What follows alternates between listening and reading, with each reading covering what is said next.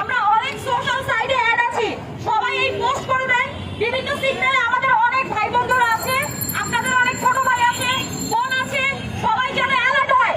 এবং যারা এই নিকৃষ্ট কাজ করছে তাদের উদ্দেশ্যে বলছি, আমরা আমাদের এই দায়িত্ব থেকে অব্যাহতি নিব না যতদিন না পর্যন্ত একটা সুষ্ঠু ভাবে নির্ধারিত কিছু হচ্ছে।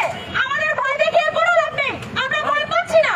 আমাদের অনেক ভাই মারা গেছে, অনেক বোন মারা গেছে, আরো মরবো, তারপরেও এখান থেকে এই দুর্নীতিমুক্ত দেশ করবো আমরা ইনশাআল্লাহ। আসসালামু আলাইকুম। আসসালামু আলাইকুম। সারা বাংলাদেশের ভাই বোনদের বলবো, আমাদের বোনের বক্তব্যটা আপনারা দেখছেন।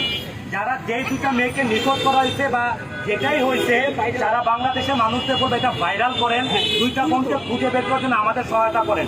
ইভেন স্থানীয় যারা কাঁঠাল বাগানবাসী, গ্রিন রোডবাসী আছেন, এই ভাই বোনদেরকে সহায়তা করেন। তারা নিঃস্বার্থভাবে দেশটাকে করার জন্য ট্রাই করতেছে, চেষ্টা করতেছে।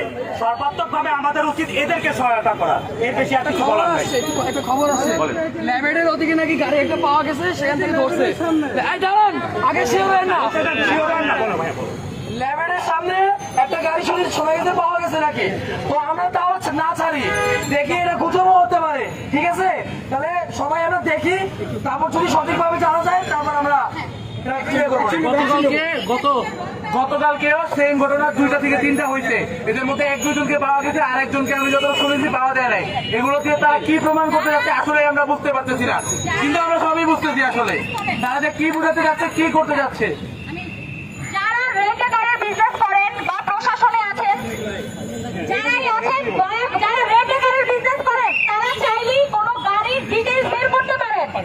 না বিআরটিতে যারা বিআরটিতে আছেন, দয়া করে সবার দৃষ্টি আকর্ষণ করছি, যদি কারো ভাই মা বোন বাবা যদি বিআরটিতে থেকে থাকে, সিক্রেট কোনো এজেন্ট আপনারা যদি কাজ করেন, দয়া করে ঢাকা মেট্রো